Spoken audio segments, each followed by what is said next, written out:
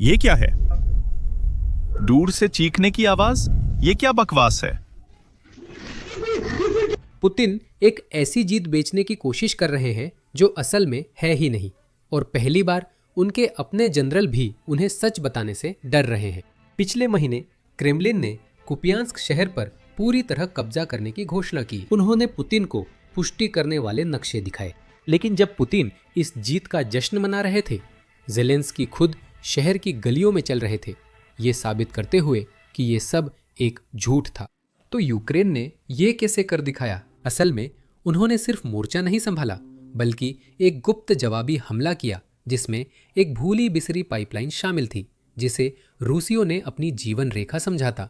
इसके बजाय वह उनकी कब्र बन गई। लड़ाई अभी खत्म नहीं हुई है। जब आप ये देख रहे हैं, 200 रूसी सैनिक शहर के बेसमेंट में फंसे हैं, रूसी आपूर्ति से कटे हैं और उस बचाव का इंतजार कर रहे हैं जो कभी नहीं आएगा। तो अब देखें कि पाइपलाइन जाल कैसे काम करता था। ये वह फुटेज है जिसे यूक्रेनियों ने इस जवाबी हमले से संबंधित सार्वजनिक किया है, और मैं वे विवरण पढ़ने जा रहा हूं जो उन्होंने जनता के साथ साझा किए हैं। अब शुरू करने से पहले एक महत्वपूर्ण बात बताना जरूरी है। यूक्रेनी कमांडरों ने सार्वजनिक रूप से कहा है कि वे सभी विवरण साझा नहीं करेंगे, और इसके 2 कारण हैं। पहला, अभी भी लगभग 200 सैनिक शहर में फंसे हुए हैं। यूक्रेन चाहता है कि सैनिकों का ध्यान रखने से पहले वे अपने राज साझा न करें। लेकिन दूसरा कारण ये है कि यूक्रेन अपने सारे राज उजागर नहीं करना चाहता, क्योंकि वे इस रणनीति को अन्य मोर्चों पर दोहराने की उम्मीद कर रहे हैं। फिर भी उन्होंने कुछ जानकारियां साझा की। आइए उसमें चलते हैं। इस जवाबी हमले का पहला चरण 24 अगस्त को ही शुरू हो गया था, जो कि यूक्रेन का स्वतंत्रता दिवस है। लेकिन दुर्भाग्यवश शुरुआत में चीजें योजना के अनुसार नहीं हुई। असल में जब यूक्रेनी जवाबी हमला चल रहा था, तब रूसी वास्तव में जमीन पर कब्जा बढ़ा रहे थे। वे कुपियांस्क के अधिकांश हिस्से पर कब्जा कर चुके थे। 21 सितंबर को शुरुआती जवाबी हमले के लगभग 1 महीने बाद इस इलाके में एक नया टास्क फोर्स विशेष यूनिट तैनात की गई। यही वो समय था जब अक्टूबर और नवंबर के महीनों में जंग का रुख बदलना शुरू हुआ। इस समूह ने धीरे धीरे रूसियों को पीछे धकेला, और फिर उन्होंने कुपियांस्क के उत्तर में 2 महत्वपूर्ण गांवों पर कब्जा कर लिया, जिससे शहर के अंदर मौजूद रूसियों के लिए आपूर्ति मार्ग प्रभावी रूप से काट दिया गया। यही वो समय था जब रूस बौखला गया, और उन्होंने इन सैनिकों को मजबूत करने के लिए एक पाइपलाइन का इस्तेमाल करने की कोशिश की, जो उपयोग में नहीं थी। अब यहीं पर यूक्रेन ने कुछ दिलचस्प किया। उन्होंने न केवल पाइपलाइन को ब्लॉक या उड़ाया, बल्कि उसके बाहर निकलने वाले स्थान पर यूक्रेनी तोपें भी तैनात कर दी। तो हर दिन रूस इस पाइपलाइन के जरिए एक पलटन को शहर में तैनात सैनिकों के लिए रसद भेजने के लिए भेजता था, और यूक्रेनियन बस इस पलटन का काम तमाम कर देते थे। अगर आप मेरी बात समझ रहे हैं, तो दुर्भाग्य से हमारे पास इंटरव्यू से बस इतनी ही जानकारी मिली है। वे ज्यादा जानकारी नहीं देना चाहते, क्योंकि वे इसका और इस्तेमाल करना चाहते हैं। लेकिन ये जवाबी हमला इतना बड़ा मुद्दा इसलिए था क्योंकि यूक्रेन अपने सैनिकों को रूसी ड्रोन की नजरों से बचाकर शहर के अंदर ले जाने में कामयाब रहा, और यही इस युद्ध में एक बहुत बड़ा फायदा है। और इसी वजह से यूक्रेन उम्मीद कर रहा है कि रूस को पता चलने से पहले वो दूसरे शहरों में भी यही काम कर सके। अगर आप क्रेमलिन की बात सुने तो लगेगा कुछ नहीं बदला।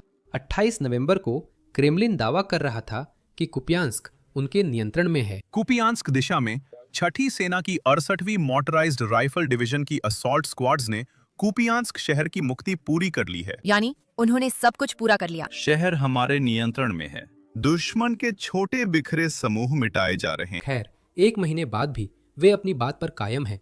वे अपने फैसले पर टिके हुए हैं। सुनिए। नागरिकों के शांतिपूर्ण जीवन में बाधा। पश्चिमी सैन्य समूह ने रणनीतिक रूप से अहम कुपियांस्क शहर पर नियंत्रण कर लिया, जिसे दुश्मन कई बार नाकाम कोशिशों के बावजूद वापस नहीं ले सका। ये विशेष सैन्य अभियान क्षेत्र में इकाइयों के लिए एक प्रमुख आपूर्ति मार्ग था। ये खार्किव क्षेत्र में सुरक्षा बढ़ाने और लुहांस्क के उत्तरी जिलों पर दुश्मन की गोलाबारी के खतरे को कम करने में मदद करेगा। वर्तमान में उन्हें समाप्त किया जा रहा है। जैसा कि आप जानते हैं, ज़ेलेंस्की ने साबित किया कि कुपियांस्क यूक्रेन के नियंत्रण में है। वो शहर गए, वीडियो रिकॉर्ड कर पोस्ट किया। मुझे लगता है पुतिन के पास फोन नहीं है, इसलिए उन्होंने वह वीडियो नहीं देखा। लेकिन अगर आप रूसियों से इस दावे के लिए कोई सबूत देने के लिए कहे जो वे कर रहे हैं, तो उनके पास वास्तव में ज्यादा कुछ नहीं है। लेकिन ट्विटर पर रूसियों के पास हमारे लिए कुछ था। देखिए उन्होंने क्या साझा किया। Vladimir Putin. बहुत अच्छा किया। अब बहुत से लोगों ने बताया कि ये फोटोशॉप जैसा लगता है। इस पर रूसियों ने जवाब दिया कि उन्हें नहीं पता फोटोशॉप क्या है। वे अभी भी लैंडलाइन का इस्तेमाल करते थे, तो साफ है कि वे वीडियो को नकली नहीं बना सकते थे। वैसे भी उनके पास वह तकनीक नहीं थी। मजाक छोड़े, अब कुछ रूसी सैन्य विश्लेषक खुलेआम क्रेमलिन पर झूठ बोलने का आरोप लगा रहे हैं। सुनिए। कल आपने मुझसे बार बार पूछा कि कुपियांस्क में असल में क्या हो रहा है, जबकि घोषणा हुई थी कि इलाका पूरी तरह नियंत्रण में है। ये बात जनरल स्टाफ और राष्ट्रपति ने कही थी। फिर दूसरी खबरें आने लगी। अगर जानकारी है तो साफ बताइए, वहां क्या हो रहा है। मैं समझ रहा हूं। कल मैंने कई लोगों से बात की, युद्ध संवाददाताओं से, और वे सभी बस सिर हिलाते रहे और बोले कि उनके पास कोई विश्वसनीय जानकारी नहीं है। आपके पास जो जानकारी है और कुप्यांस्क की स्थिति पर आपकी राय साझा करें। जब वे शहर पर कब्जा करने के बारे में झूठ बोल रहे थे, तब उनके पास सारी जानकारी थी। मैं किसी से बात नहीं कर रहा था। उपयोगी। हाँ, हमारे पास कुछ ऐसे लोग हैं जिन्हें ट्रेन से आगे दौड़ना पसंद है, लेकिन जब बुरी खबर देने का समय आता है तो उनके पास कहने के लिए कुछ नहीं होता। मुझे लगता है मेरे पास अच्छा सुराग है। हमारे पास एक रूसी युद्ध ब्लॉगर भी है जो यह समझा रहा है कि रूसी सेना इतना झूठ क्यों बोलती है, खासकर राष्ट्रीय टेलीविजन पर। और रूस के जार व्लादिमीर पुतिन से झूठ बोलना, उसका स्पष्टीकरण बहुत सूझबूझ भरा है। चलिए इसे साथ देखते हैं। कैसे झूठी रिपोर्ट कि कुपियांस्क को रूस ने कब्जा कर लिया है कैमरे पर व्लादिमीर पुतिन तक पहुंचाई जाती है। एक रूसी युद्ध ब्लॉगर का कहना है कि सैन्य रिपोर्टिंग कम मूल्य मैट्रिक्स को महत्व देती है, अंधे आशावाद को इनाम देती है और बारीकियों को नजरअंदाज करती है। रूसी रक्षा मंत्रालय और रूसी सशस्त्र बलों में नीचे से ऊपर तक संचालन संबंधी जानकारी का स्थानांतरण प्रारंभिक डेटा के लगातार परिवर्तन के साथ होता है। जैसे जैसे यह कमांड की श्रृंखला में ऊपर जाता है, यह मूल रूप से कहने का एक बहुत जटिल तरीका है कि हर कोई अपने ऊपर वाले बॉस से झूठ बोल रहा है। ये प्रक्रिया कोई प्रणाली नहीं है, बल्कि एक स्थापित प्रथा है, और ये मोटर चालित राइफल पलटन के स्तर पर स्थिर अर्थ और संगठन तंत्र पर आधारित है। प्रारंभिक टिप्पणियों को ऐसे रूप में दर्ज किया जाता है जो कार्रवाई के पूर्ण होने का संकेत देता है। रिपोर्टिंग जैसी अभिव्यक्तियां अपने अर्थ में नियंत्रण स्थापित करने को दर्शाती हैं, जैसे कि किसी स्थान पर कब्जा करना। असल में वे सिर्फ अल्पकालिक उपस्थिति या रिपोर्ट के समय पर भेजे जाने को दर्शाती है। झंडा लगाना, ऑपरेशनल लक्ष्यों पर बिंदु बनाना या ग्लोबल पोजीशनिंग सिस्टम के माध्यम से टैक्टिकल जियो रेफरेंसिंग जैसे दृश्य संकेतक कमांडरों की व्यक्तिगत सफलता के सूचक के रूप में कार्य करते हैं। रिपोर्ट के महत्व को और मजबूत किया जाता है बिना नियंत्रण की स्थिरता का कोई संकेत दिए। जैसे जैसे जानकारी ऊपर जाती है, झूठ और विश्वसनीय लगता है। हर कोई रिपोर्ट करता है कि यह इलाका मुक्त करा लिया गया है और अब यह रूसी नियंत्रण में है। फिर जब यह खबर पुतिन को दी जाती है तो वे पूर्ण मुक्ति या मिशन पूरा हुआ जैसी बातें कहते हैं। युद्ध ब्लॉगर अपनी टिप्पणी में इन्हीं दो खास शब्दों या वाक्यांशों की ओर इशारा करता है। वो कहता है, कुपियांस्क की घटनाएं दिखाती है कि रूसी सेना ऐसे ही काम करती है। यूक्रेनी पक्ष का कहना है कि उनके पास शहर के 90% हिस्से पर नियंत्रण के सबूत हैं। रूसी पक्ष मूल रूप से कहता है, अरे हमारे सैनिक हमें बता रहे हैं कि वे शहर में हैं, तो ये सच ही होगा। वैसे ये सिर्फ रूसी सैनिक नहीं है, हमारे पास ये क्लिप है। शायद अब रूसियों के पास कुछ सबूत हैं। यूक्रेनियनों के लिए ये न सिर्फ युद्ध के मैदान पर बल्कि छवि के लिहाज से भी एक बड़ी जीत थी। राष्ट्रपति ज़ेलेंस्की ने खुद कहा कि कुपियांस्क से उनका संदेश अमेरिका और यूरोप दोनों पर महत्वपूर्ण प्रभाव डालता है। ये बहुत जरूरी है, खासकर अभी, क्योंकि इसमें सभी लोगों के बीच बड़े स्तर पर बातचीत हो रही है। और कुपियांस्क की घटना मूल रूप से उन सभी को याद दिलाती है जो इन वार्ताओं में शामिल हैं कि रूस को मोर्चे पर अपनी उपलब्धियों के बारे में झूठ बोलने की आदत है। अब दुर्भाग्यवश रूसी झूठ बंद नहीं हुए हैं। रूस अभी भी यह दिखावा करने की कोशिश कर रहा है कि वे मजबूत है, जबकि असल में वे कमजोर है। उन्हें लगता है कि इससे वे बातचीत में और रियायतें पा सकते हैं। इसीलिए वे बार बार कहते हैं कि अगर यूक्रेन डॉनबास नहीं छोड़ता तो वे उसे जबरदस्ती लेंगे। सैन्य रूप से पुतिन के पास ये क्षमता है।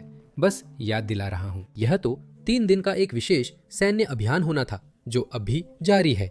खैर, यह वह संदेश था जो पुतिन ने कल जारी किया था। ये क्या बकवास है? हम इन कॉम्प्लेक्स पर काम करेंगे, इन्हें बेहतर और ऑप्टिमाइज करेंगे। ये पहले से मौजूद है। साल के अंत तक एक मीडियम रेंज मिसाइल सिस्टम जिसमें हाइपरसोनिक और सोनिक मिसाइल होगी, उसे भी कॉम्बैट ड्यूटी पर तैनात कर दिया जाएगा। पिछले नवंबर में इसका पहली बार युद्ध में इस्तेमाल किया गया था। यूनिट्स और फॉर्मेशंस का उच्च स्तर का प्रशिक्षण और जटिल समस्याएं सुलझाने की क्षमता। नियमित अभ्यास में यह साबित होता है। इसमें हमारे विदेशी सहयोगियों और साझेदारों की भागीदारी भी शामिल है, जिन्हें हम विशेष सैन्य अभियान के दौरान प्राप्त अनुभव साझा कर रहे हैं। वे उन्माद का स्तर और बढ़ा देते हैं। मैंने कई बार कहा है कि ये झूठ है, बकवास है, बस बकवास है। यूरोपीय देशों के लिए किसी काल्पनिक रूसी खतरे के बारे में ये है। लेकिन ये सब जानबूझकर किया जाता है। सच तो ये है कि रूस हमेशा सबसे कठिन परिस्थितियों में रहा है, अंत तक, जब तक कि थोड़ी सी भी संभावना थी। संघर्षों और विरोधाभासों का कूटनीतिक समाधान खोजें, और इस बात की जिम्मेदारी कि इन अवसरों का पूरी तरह से उपयोग नहीं किया गया उन लोगों पर है जिन्होंने ये सोचा कि हमसे ताकत के जरिए बात की जा सकती है। ये क्या है?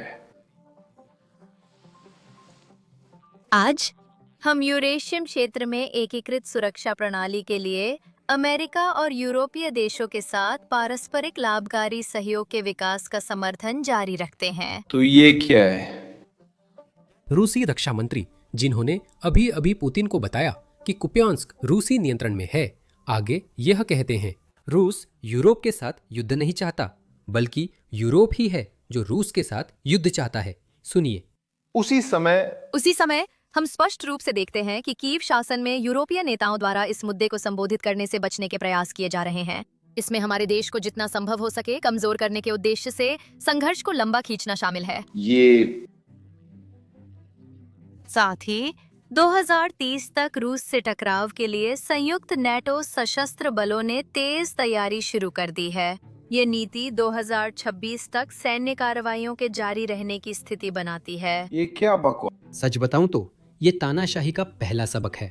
अगर आप तानाशाह हैं और आपके पास कई घरेलू समस्याएं हैं, अगर आप अपनी असफलताओं से लोगों का ध्यान हटाना चाहते हैं, तो उन्हें विदेश में दुश्मन दे दीजिए। इस रणनीति की एक समस्या है कि लोग बार बार सुनकर थक जाते हैं कि उनकी सारी समस्याएं पश्चिम और नाटो के कारण हैं। एक समय के बाद वे सवाल पूछना शुरू कर देते हैं कि क्यों पुतिन पिछले 26 सालों से सत्ता में हैं, जबकि रूस में जीवन स्तर लगातार गिरता जा रहा है। और यही वो पल है जिससे पुतिन सच में डरते हैं। इसलिए उनकी कहानी और युद्ध पर बयान बार बार बदलते हैं, क्योंकि रूसी सेना लगातार पीछे हट रही है। 24 फरवरी 2022 को उन्होंने घोषणा की कि वे विशेष सैन्य अभियान शुरू कर रहे हैं। उन्होंने 3 दिनों में कीव पर कब्जा करने की कोशिश की, लेकिन असफल रहे। अब वह कह रहे हैं कि युद्ध रूस ने नहीं बल्कि पश्चिम ने शुरू किया, जबकि पश्चिमी सैनिक रूस में नहीं लड़ रहे। अगर वे रूस में लड़ रहे होते तो मुझे यकीन है कि पुतिन अब तक मॉस्को में किसी खिड़की से गिर चुके होते। मेरा नाम सैम है। बस इतना ही मेरे पास आप लोगों के लिए है, और मैं आपको अगली वीडियो में मिलूंगा। ऐसी वीडियो बनाने की एक समस्या है जहां हम बहुत सारे ड्रोन हमले दिखाते हैं, भले ही कोई इंसान या रूसी सैनिक घायल नहीं हो रहे हों। अक्सर यूट्यूब हमारी वीडियो को डिमोनेटाइज या प्रतिबंधित कर देता है।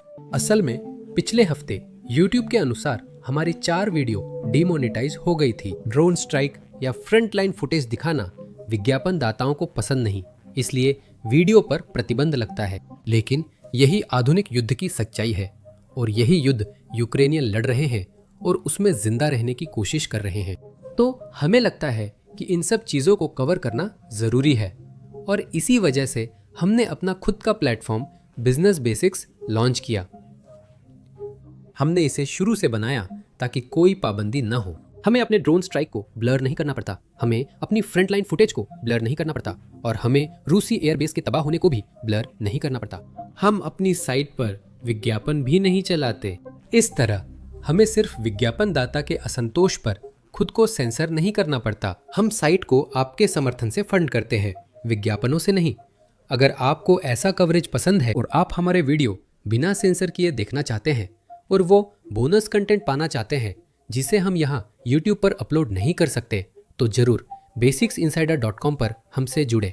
आप डिस्क्रिप्शन में दिए गए लिंक पर भी क्लिक कर सकते हैं या अपनी स्क्रीन पर दिख रहे QR कोड को स्कैन कर सकते हैं। जुड़ने पर आप पहले से अपलोड किया गया और भविष्य में आने वाला सारा कंटेंट देख सकते हैं। इसके अलावा आप हमारे कवरेज और हमारे चैनल को सपोर्ट करेंगे, इसके लिए आपका बहुत बहुत धन्यवाद। मेरा नाम सैम है और मैं आप सबसे अगले वीडियो में मिलूंगा।